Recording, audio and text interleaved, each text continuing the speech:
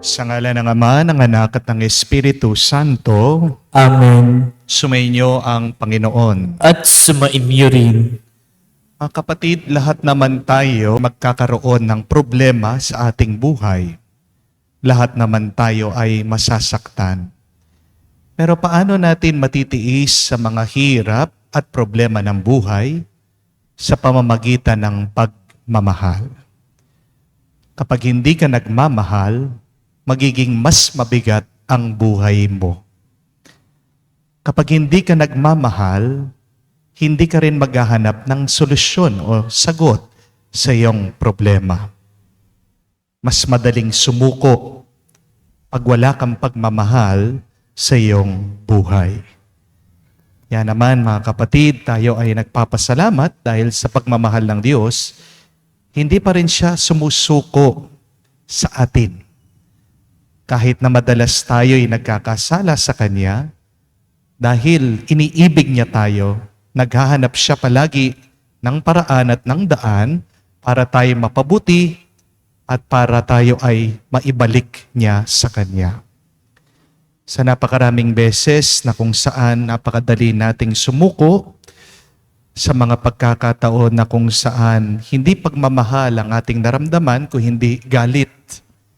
Sa mga pagkakataon na kung saan napakadali rin natin na maghusga sa iba dahil sa kataasan ng ating loob. Mingi tayo ng pagpapatawad sa Diyos para kahit na kakaunti, tayo'y makitang karapat-dapat makatanggap sa mga banal na misteryo.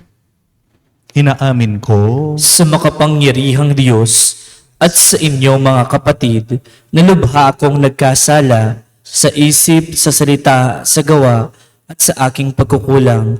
Kaya isinasamo ko sa mahal na Birheng Maria, sa lahat ng mga anghel at mga banal, at sa inyo mga kapatid, na ako'y panalangin sa Panginoong ating Diyos. kaawaan tayo na makapangyarihang Diyos, patawarin tayo sa ating mga kasalanan, patnubayan tayo sa buhay na walang hanggan. Amen. Panginoon, kaawaan mo kami. Panginoon, kaawaan mo kami. Kristo, kaawaan mo kami. Kristo, kaawaan mo kami. Panginoon, kaawaan mo kami. Panginoon, kaawaan mo kami. Manalangin tayo. Ama naming makapangyarihan, tunghayan mo kaming pawang may kahinaan. At upang kami may pagsanggalang, iabot mo sa amin ang iyong kanang kamay, sa pamagitan ni Jesucristo kasama ng Espiritu Santo, magpa sa walang hanggan. Amen.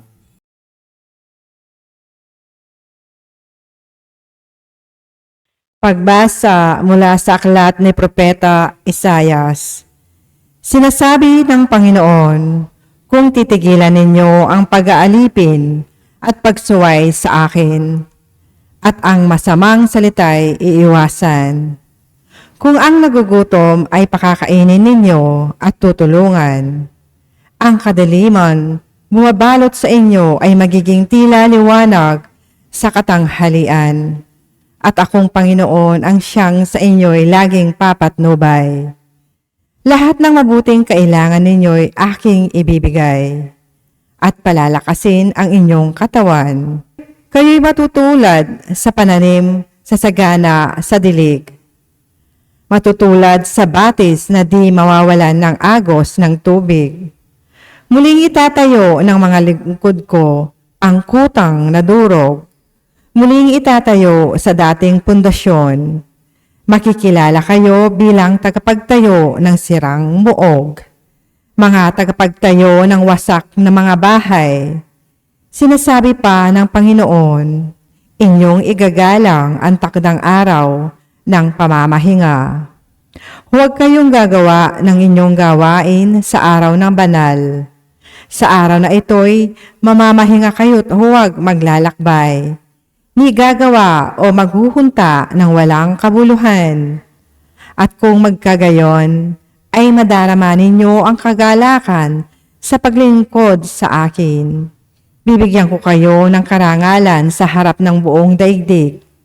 At lalasapin ninyo ang kaligayahan sa paninirahan sa lupaing ibinigay ko sa nuno ninyong si Jacob. Mangyayari ito pagkat akong Panginoon ang nagsabi nito.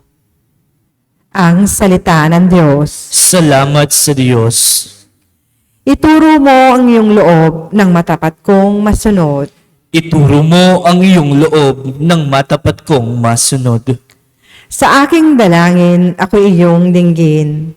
Tugunin mo poon ang aking pagdaing. Ako'y mahina na't wala nang tumingin. Yamang ako'y tapat, ingatan ang buhay.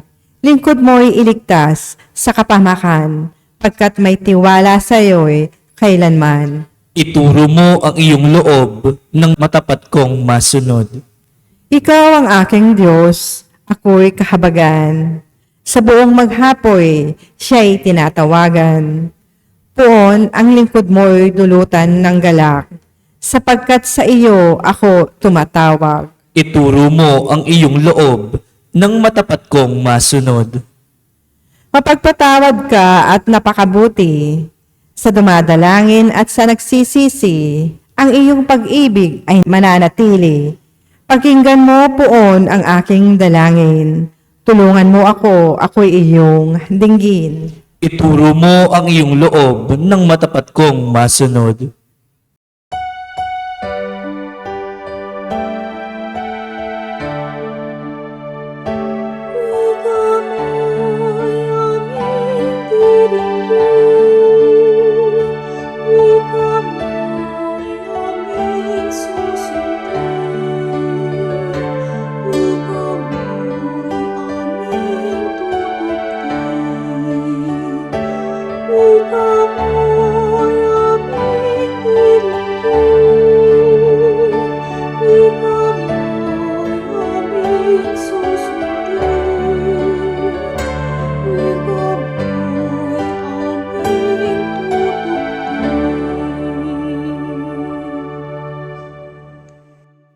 Sumainyo ang Panginoon. At sumain niyo rin. Ang mabuting balita ng Panginoon ayon kay San Lucas.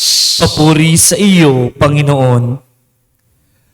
Nung panong iyon, nakita ni Jesus ang isang publikano na nagngangalang Levi. Nakaupo siya sa paniningilan ng buwis. Sinabi sa kanya ni Jesus, "Sumunod ka sa akin." Tumindig si Levi, iniwan ang lahat at sumunod kay Jesus. Si Jesus ay hinandugan ni Levi ng isang malaking piging sa kanyang bahay. Nakasalo niya roon ang mga publikano at ang mga iba pang tao. Nagbubulong-bulungan ang mga Pariseo at ang kanilang mga kasamang eskriba. Sinabi nila sa mga alagad ni Jesus, "Bakit kayo kumakain at umiinom na kasalo ng mga publikano at ng mga makasalanan?" Sinagot siya ni Jesus, "Hindi nangangailangan ng manggagamot ang walang sakit, kundi ang may sakit.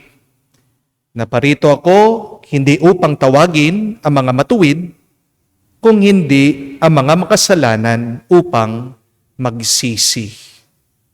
Mga kapatid, ang mabuting balita ng ating Panginoon. Pinupuri ka namin, Panginoong Heso Kristo. Magandang araw po muli sa inyong lahat. Magandang araw din po. Bago po ang 1880, hindi pa po naimbento ang mga motorsiklo at sasakyan. Dahil po dito, ang mga tao ay pwedeng maglakad sa daan na walang inaalala. Pero, nung lumabas na po yung mga bike, sasakyan, motorsiklo, noong mga 1900s, nagkaroon po ng problema. Dahil nasanay po yung mga tao na naglalakad sa daan na walang inaalala, hindi sila sanay, nandun yung mga sasakyan, nabubundol po yung mga taong naglalakad. Nung dumami na po yung mga sasakyan, dumami na rin po yung mga aksidente at yung mga namamatay. So, nagkaroon po ng problema yung mga tao. Mabuti pa po, nung walang sasakyan, ligtas yung mga taong naglalakad. Pero nandun nga yung mga sasakyan, napadali yung kanilang biyahe, napapadali din yung aksidente at kamatayan ng ibang tao. Kaya nga, nung panahong pong yun, dalawa yung naisip nilang solusyon o sagot para maiwasan po ito, para manatiling ligtas yung mga tao. Ano po? It's either alisin po nila yung mga taong naglalakad sa daan o alisin na nila yung mga sasakyan na yan. Buti na lang po, may nakaimbento ng pedestrian lane at ng mga traffic lights. Magaling po yung tao na nakaisip nito kasi hindi niya tinignan na yung mga sasakyan ang problema. Hindi rin niya tinignan yung mga tao yung problema. Naghanap siya ng solusyon para yung mga tao ligtas at para manatili din yung mga sasakyan na makakatulong sa paglalakbay ng mga tao. Kahit na naging problema ang mga sasakyan, hindi ito pinagbawal. Kasi po, may halaga pa rin yung mga sasakyan. Di po ba? Ano ang aral na matututunan natin dito? Ito po. Kapag talagang mahalaga ang isang bagay sa iyo, kahit na magkaroon ka ng problema dyan, hindi mo dapat yan agad itapon at iwanan. Amen? Kasi kung mahalaga talaga sa iyo, magkaaberya ka man, maghahanap ka ng solusyon para manatili yan. Sana, hindi lang po sa gamit natin i-apply ito. Sana, magawa din natin ito sa mga tao. Kasi, minsan, buti pa po sa mga bagay, pinapahalagan natin. Di po ba? Pero ang malungkot na kwento, kapag ang tao ay nagkaroon ng problema, ang dali nating mag-iwan. Ang dali po nating maghusga. Di po ba? But may I remind you, my dear friends, that we should use things and love people, not the other way around. Many times, the sin that we do is we love things and we use people. Pero bakit ba dapat natin mahalin yung tao kahit na nagkasala na siya? Bakit ba kailangan hindi natin itapon yung tao kahit na may problema na tayo sa kanya? Kasi una po, tandaan nyo, kahit na nagkasala ang taong yan, likha pa rin siya sa muka at wangis ng Diyos. Amen? Hindi po natin mahihiwalay ang tao sa pinanggalingan niya. Para bang kapag sinaktan mo ang isang tao, hindi lang yung taong yun na sinasaktan mo, pati din ang magulang niya, pati din ang pamilya niya, pati din yung mga ibang taong nagmamahal sa kanya. Di po ba? Kapag minura-mura mo yung asawa mo, minumura mo din pati ang mga magulang niya na nagmamahal sa kanya. Di po ba? Kapag sinasaktan mo yung misis mo, pati yung mga anak mo na nakakakita dito sa pananakit mo sa kanya, nasasaktan din sila. Di po ba? Kaya nga, kapag merong isang babae na na-rape, pati yung ina niya umiiyak. Bakit? Hindi naman po na-rape yung nanay niya eh. Bakit pati yung nanay niya umiiyak malungkot? Kasi nanggaling pa rin sa kanya yung anak niyang yun. Di po ba? May ugnayan pa rin yung anak at yung magulang. Kaya nga po, kapag sinaktan din yung isang kababayan natin, minaltrato sa ibang bansa, pati din tayong mga Pilipino, apektado. Pati din tayo mga Pilipino, nalulungkot. Kasi kababayan pa rin natin siya. Kasi taga dito pa rin siya sa Pilipinas. Kahit na hindi naman ikaw yung minaltrato, hindi po ba? May pagkaugnay pa rin tayo doon sa kababayan natin. Ganyan din po, ang makasalanan kahit na nagkasala siya, galing pa rin siya sa Diyos. Kapag tinatapon mo ang isang taong nagkasala, parang tinatapon mo na rin ang Diyos sa buhay mo. Pero kapag minahal mo ang isang taong nagkasala, minamahal mo na rin ang Diyos na nagmamahal sa Kanya. Tandaan niyo po yan.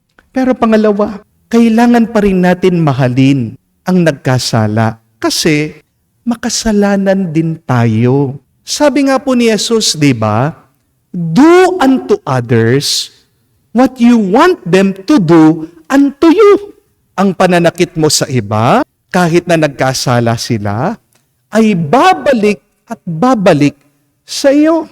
Kaya nga, anong turo ng ating Panginoon? Kahit na sinaktan ka, kahit na nagkasala sila sa iyo, pagpalain mo ang taong yan. Mahalin mo siya, ipagdasal mo siya.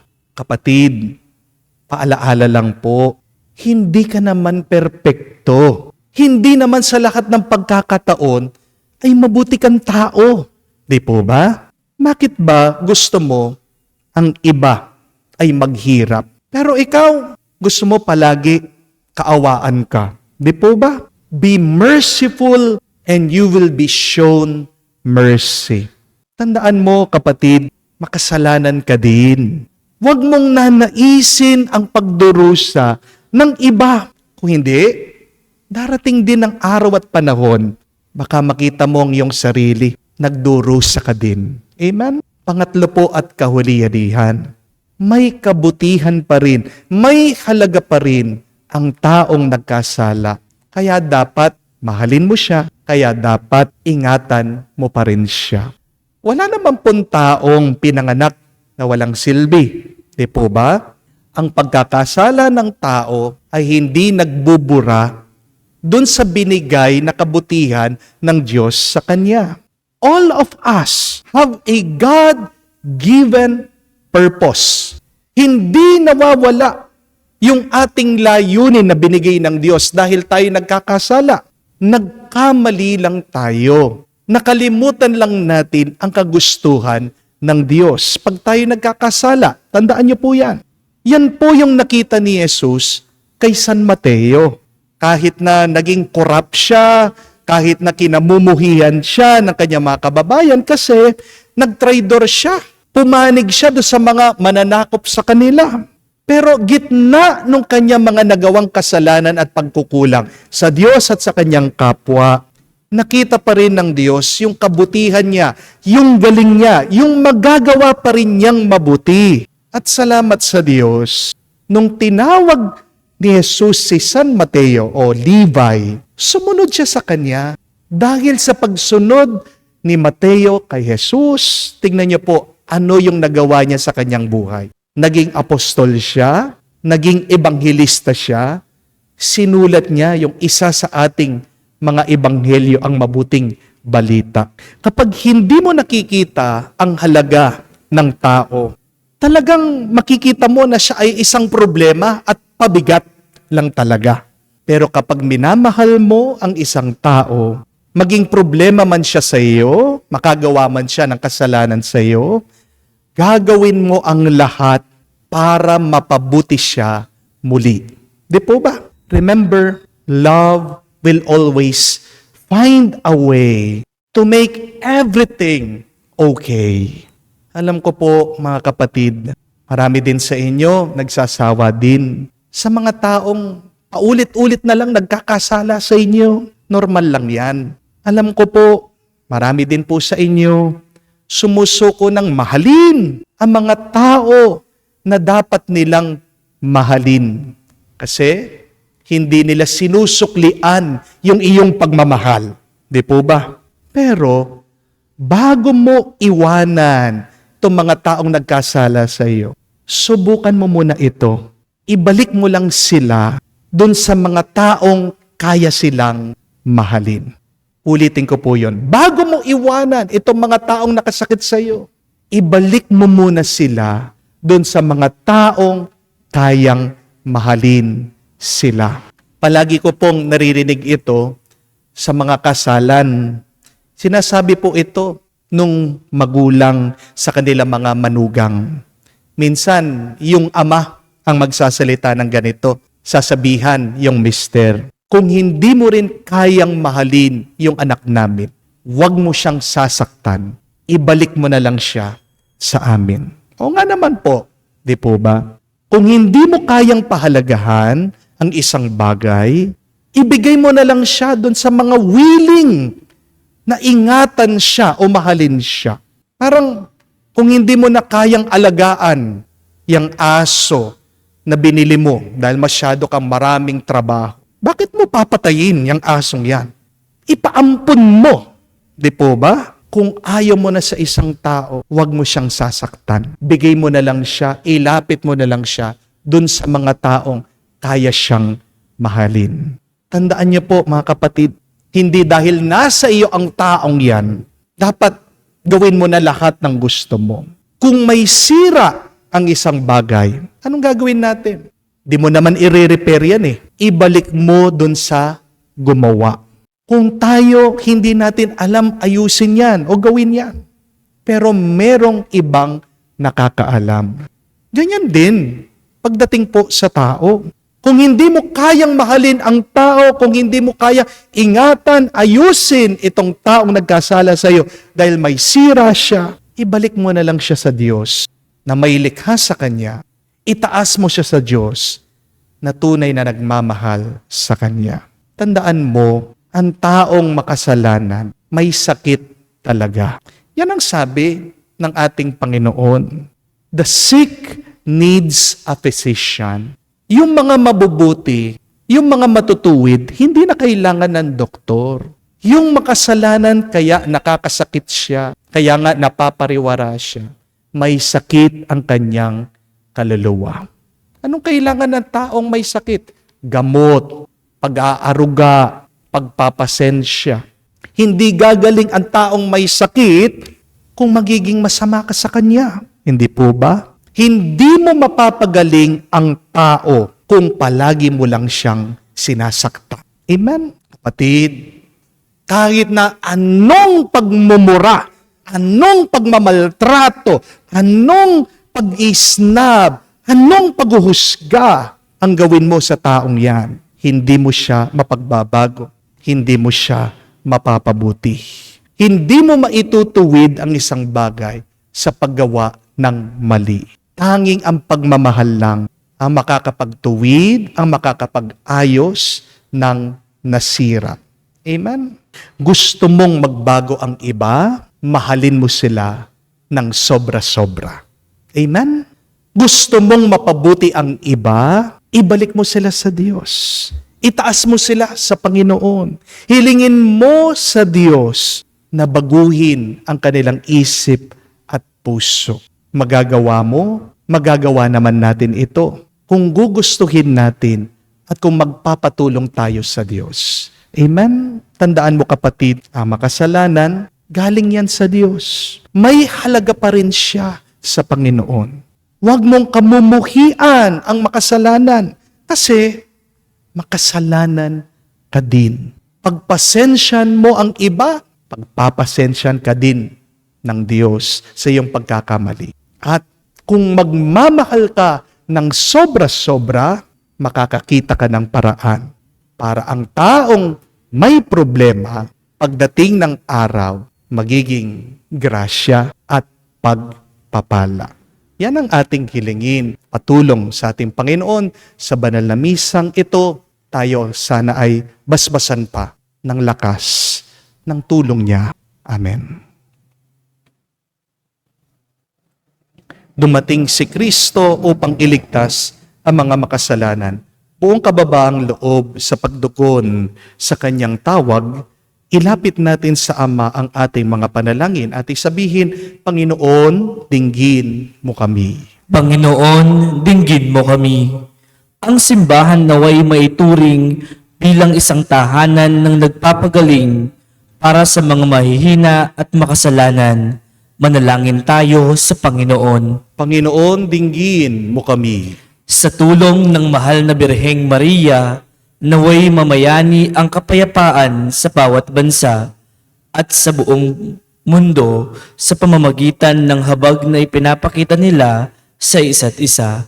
Manalangin tayo sa Panginoon. Panginoon, dinggin mo kami. Sa ating bansa, naway maghari ang pagkakaisa, bunga ng paggalang ng mga mayayaman sa isa't isa. Manalangin tayo sa Panginoon. Panginoon, dinggin mo kami. Sa katahimikan po ng ating puso, banggitin din natin sa Diyos, sabihin ang ating mga personal na pangangailangan. Ama, sa panahong ito ng Kwaresma, bagamat hangad naming maging matuwid, nawa ay iadya mo kami sa pagiging labis na pagmamatuwid, sa pagnanais naming makamit mula sa tagapagligtas ang kanyang walang hanggang awa. May bahagi nawa namin ang kanyang pagpapala sa pamagitan ng aming pagpapatawad sa aming kapwa, lalo't higit sa aming mga nagkasala. Hinihiling namin ito sa pamagitan ni Kristo, aming Panginoon. Amen.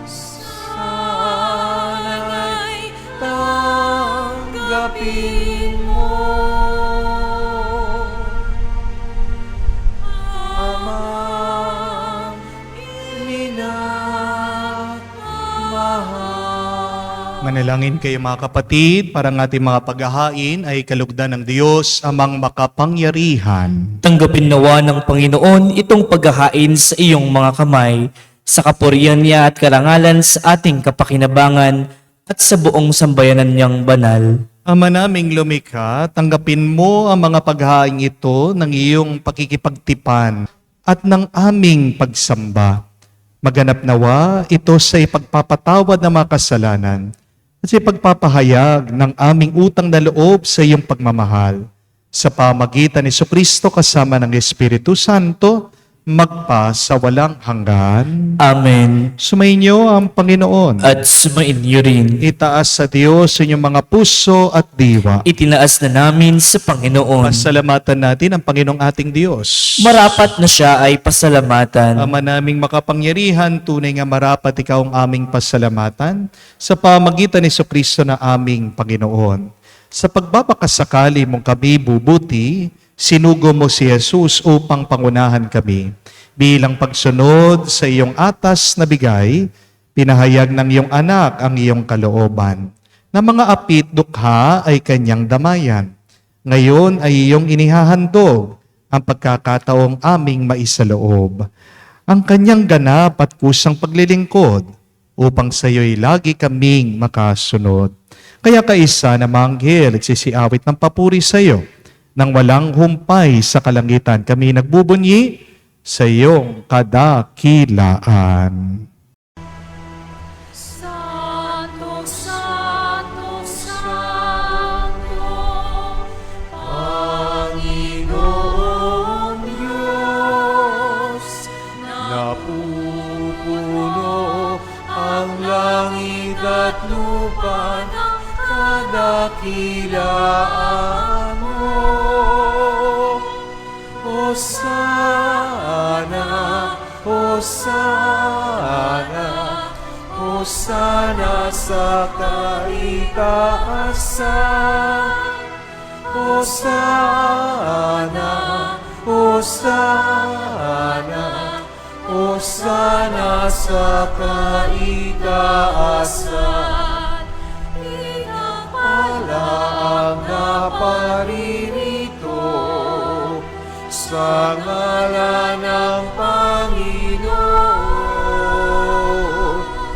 Hosana, Hosana, Hosana sa kaitaasan.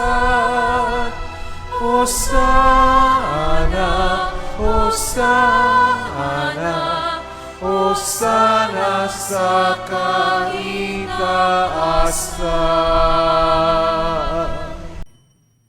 Ama naming banal, ikaw ang bukalanta ng kabanalan.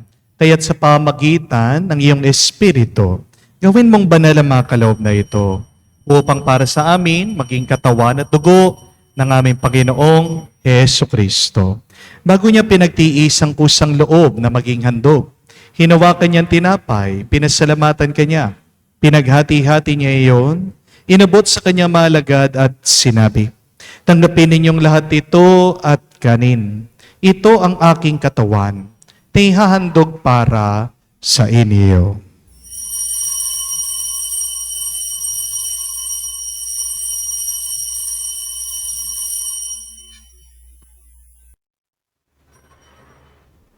Gayon din naman, matapos ang hapunan, hinawakan niya ang kalis. Muli kanyang pinasalamatan.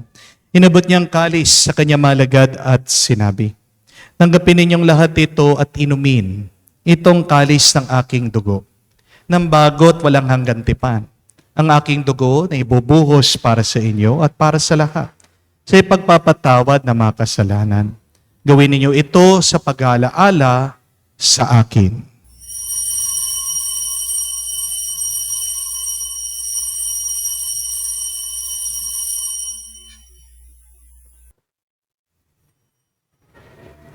Ang misteryo ng pananampalataya.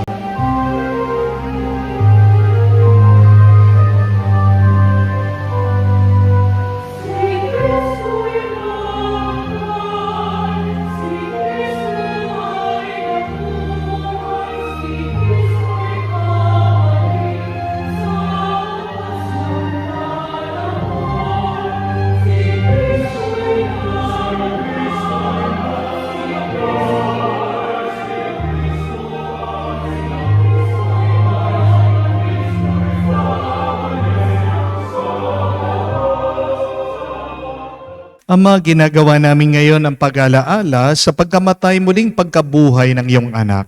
Kaya tinialay namin sa iyong tinapay nagbibigay buhay at ang kalis na nagkakaloob ng kaligtasan. Kami nagpapasalamat dahil kami yung minarapat na tumayo sa harap mo para maglingkod sa iyo.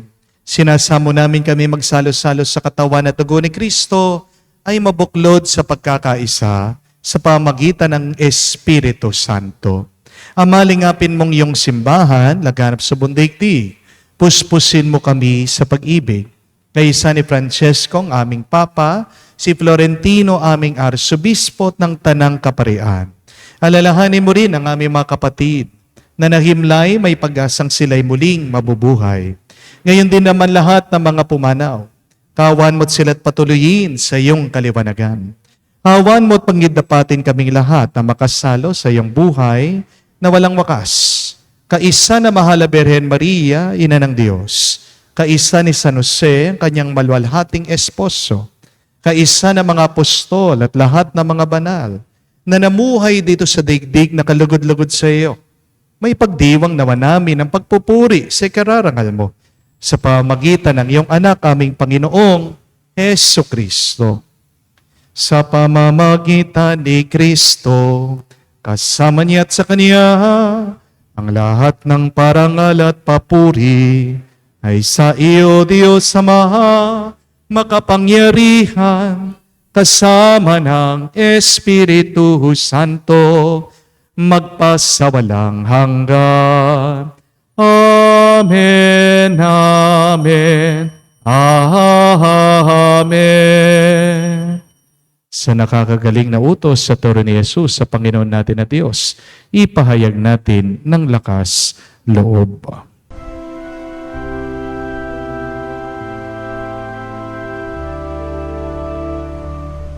Ama namin, sumasalangit ka, sambahin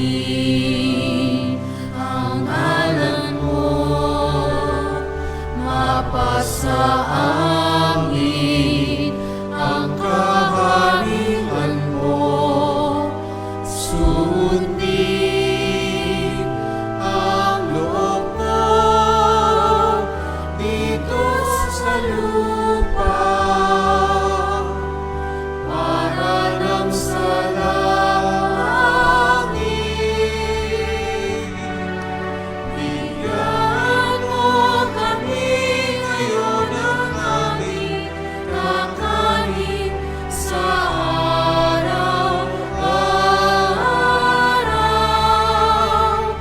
at patawarin mo kami sa aming mga sala para ng pagpapatawad namin sa nagkakasala sa amin. At huwag mo kami ipahintulot sa tukso, at iadya mo kami sa lahat ng masama. Hinihiling namin kami adya sa lahat ng masama, pagkalooban ng kapayapaan araw-araw, ligtas sa kasalanan, ilayo sa lahat ng kapahamakan. Samantalang aming pinanabikan ang dakilang araw na pagpapahayag ng tagapagligtas naming si Hesu Kristo. Sapagkat iyo ang kaharian at ang kapangyarihan at ang kapurihan magpakailanman. Amen. Panginoong Hesu Kristo, sinabi mo sa mga apostol, kapayapaan ang iniwan ko sa inyo, ang aking kapayapaan binibigay ko sa inyo. Tunghayan mo ang aming pananampalataya. Huwag ang aming pagkakasala. Pagkalooban mo kami ng kapayapaan at pagkakaisa ayon sa iyong kalooban. Kasama ng Espiritu Santo, magpa sa walang hanggan. Amen. Kapayapaan ng Panginoon ay laging sumainyo. At sumainyo rin. Magbigayan po tayo ng kapayapaan sa bawat isa. Pisuyo niyo po, kapayapaan po sa inyong lahat.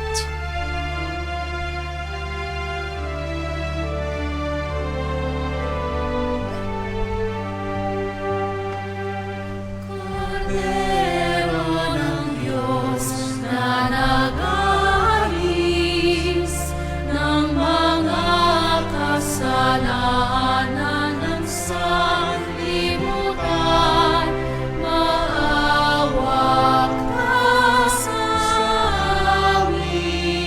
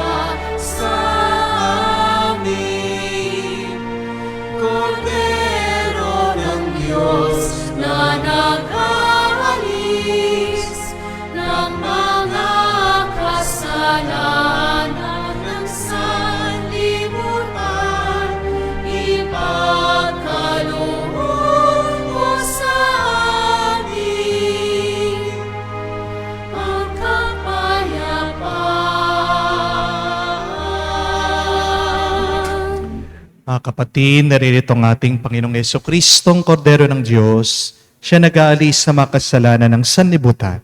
Mapalad tayong lumalapit sa piging ng Kordero. Panginoon, hindi ako karapat-dapat na magpatuloy sa iyo, ngunit sa isang salita mo lamang ay gagaling na ako.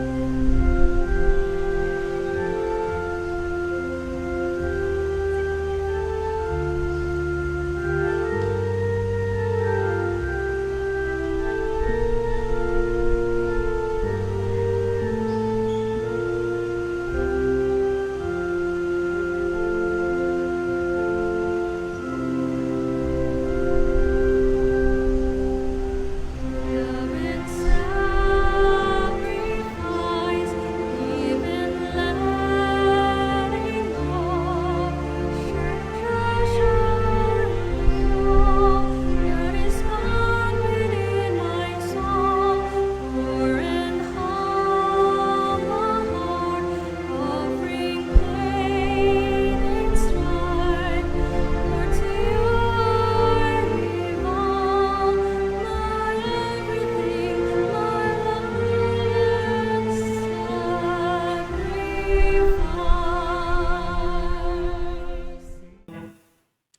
Manalangin tayo. Ama naming mapagmahal, kami pinagpasalo mo sa banal na piging ay makapakinabang nawa sa buhay mong bigay sa amin at maitaguyod nawa kami nito hanggang aming sapitin ang iyong maligayang piling. Sa pamagitan ni Jesucristo kasama ng Espiritu Santo, magpa sa walang hanggan. Amen. Mga kapatid, pansinin niyo po, pag hindi niyo mahal ang isang tao, ang palaging nakikita niyo sa kanya ay ang kanyang pagkakamali. Pero pag mahal na mahal mo ang isang tao, magkamali man siya, pagpapasensyahan mo siya, magkasala man siya, papatawarin mo siya, may pagkukulang man siya, gagawa ka ng paraan para mapuno ang kanyang pagkukulang. Pero paano tayo makakapagmahal ng buo at tunay? Sa pamamagitan lang ito ng pagpapala at grasya ng Diyos. To love truly is a grace coming from God. We cannot love others by our own. If we want to truly love, then allow God to teach you, to guide you. Dahil ang ating pagmamahal ay may kakulangan pa rin. Paano natin matatanggap ang pagmamahal na ito galing sa Diyos? Sa pamamagitan po ng pananalangin. So remember that the fruit of prayer is love. The more that you pray, the more that you become a loving person. Kaya nga po, ang aking assignment sa inyo, ngayon pong Kwaresma, dagdagan nyo ang inyong pananalangin. Di lang po yung kayo'y nagsisimba, kayo'y nagnonovina, kayo po'y nagrorosaryo. Mabuti at maganda po ang mga bagay na yan, lalong-lalo na pagsisimba. Pero, dagdagan nyo naman yung inyong pakikipag-usap sa Diyos at ang inyong pakikinig sa Panginoon.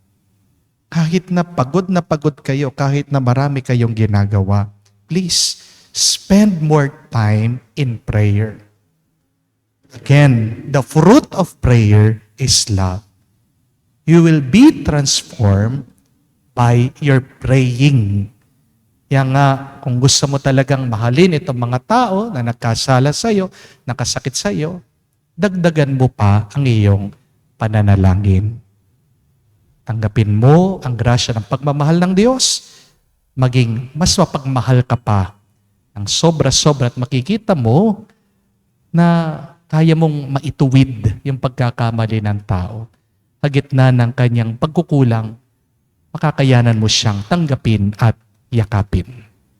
Sumainyo ang Panginoon. At sumainyo rin. Kayo'y basbasan ng Diyos makapangyarihan sa lahat, sa ngalan ng Ama, ng Anak, ng Espiritu Santo. Amen. Ating misa ay natapos na. Humayo kayo sa kapayapaan ni Kristo. Salamat sa Diyos.